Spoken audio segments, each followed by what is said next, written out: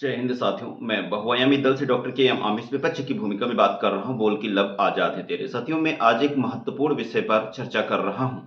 हाल ही में सांसद के द्वारा पुनः थर्ड जेंडर ट्रांसजेंडर पर एक बिल लेके आया गया है। इससे पहले भी नेशनल आर्म के नाम से सुप्रीम कोर्ट सन 2014 में बिल लाया गया था, जो सन 2019 और 17 में लागू किया गया निजता के आधार पर, और अभी हाल में बिल लाया जा रहा है। सरकार समय समय पर विभिन्न जातियों के अगेंस्ट या उनके समर्थन में या किसानों के मुद्दों पर या अन्य तमाम सारे मुद्दों पर बिल लाती रही है, चाहे वो 3 तलाक हो या मुस्लिम महिलाओं को लेकर हो। सबसे बड़ा मेरा राजनीतिक दल के माध्यम से, अध्यक्ष के माध्यम से प्रश्न है कि सरकार खुद जाकर जमीन पर एक बार तहकीकात क्यों नहीं करती, उन लोगों से क्यों नहीं पूछती कि आपको समस्या या परेशानी किस बात से है।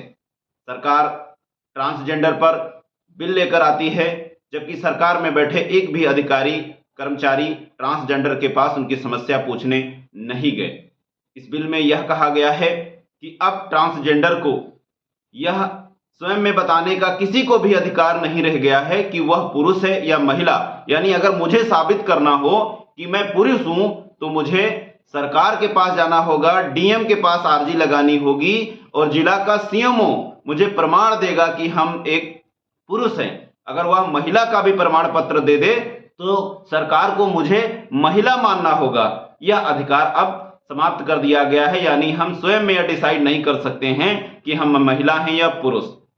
ठीक इसी प्रकार से एक निजता का अधिकार होता है, जिसमें यह होता है कि अगर हम सर्जरी करें या कोई चीज करें तो हमारा अपना पर्सनल व्यक्तिगत मामला है। सरकार ने कहा है कि अब आप अगर सर्जरी करते या कोई करते तो पहले सरकार से अनुमति लेनी होगी और संबंधित अस्पताल से भी जवाबदेही तय होगी। इसी तरीके से कई सारे ऐसे प्रॉब्लम्स रखे गए हैं जो ट्रांसजेंडर की फैमिली परिवार से आ रहे थे, उनको भी तमाम सारी समस्याओं का सामना करना पड़ रहा है। अब इनके खिलाफ कड़े से कड़े जो है नियम बना दिए गए हैं। ना ये सार्वजनिक स्थलों पर व्यापार कर सकते हैं, ना ये जो है ट्रांसजेंडर के नाम से ट्रेनों में वसूली कर सकते हैं, और इन पर हिंसात्मक भी जो है कई सारे केस बनाए गए हैं जो इनकी जिंदगी को मजबूर करता है। बहुआयामी पार्टी में पहले से कुछ किन्नर साथी जुड़े हैं, उनसे चर्चा करने पर, बात करने पर अभी तक विरोधाभास है। सरकार अगर कुछ सच में अच्छा करने के लिए लाती है तो यह फैसला सराहनीय होना चाहिए, अच्छा होना चाहिए, लेकिन पहले उनकी समस्याओं को ध्यान में रखना चाहिए कि उनको दिक्कत किस बात से है। जब एक समाज पहले से ही इतना जो है अछूता उनको फील कराता है, उनसे दूरी बनाने का काम रखता है, सोचो कि जब ये जिलाधिकारी कार्यालय जाएंगे या सीएमओ ऑफिस जाएंगे और लाइन में लगेंगे या दर दर की ठोकरें खाएंगे, इनका काम कौन करेगा। ये सरकार सत्य में हितैषी होती बीजेपी तो बताए कि कितने किन्नरों को इन्होंने विधायक बनाया है, कितने किन्नरों को इन्होंने आज तक राज्यसभा भेजा है, कितने किन्नरों को इन्होंने लोकसभा का टिकट दिया है। ये सिर्फ ड्रामेबाज सरकार है, आंख में धूल झोंकने वाली सरकार है।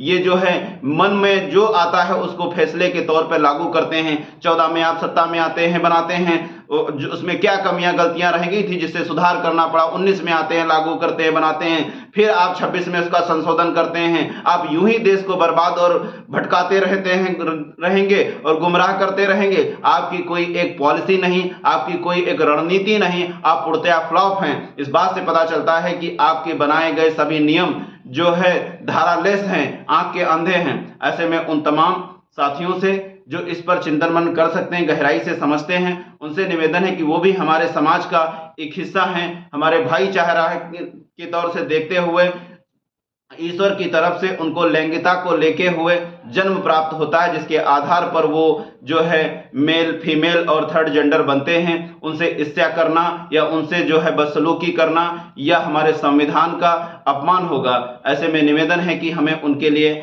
आवाज उठाना चाहिए। इससे पहले भी बहुआयामी दल उनके समर्थन में जब उनको जो है शादी बारात करने का जो है फरमान मिला था और वो अपनी मन मर्जी से ब्याह कर सकते थे, उसका भी समर्थन दिया गया था। पुनः भी समर्थन दिया गया है, कुछ नियमों को कुछ संशोधन करके इसको लागू किया जा सकता है। आपकी प्रतिक्रिया हमारे लिए महत्वपूर्ण। जय हिंद, इंकलाब जिंदाबाद, सत्यमेव जयते।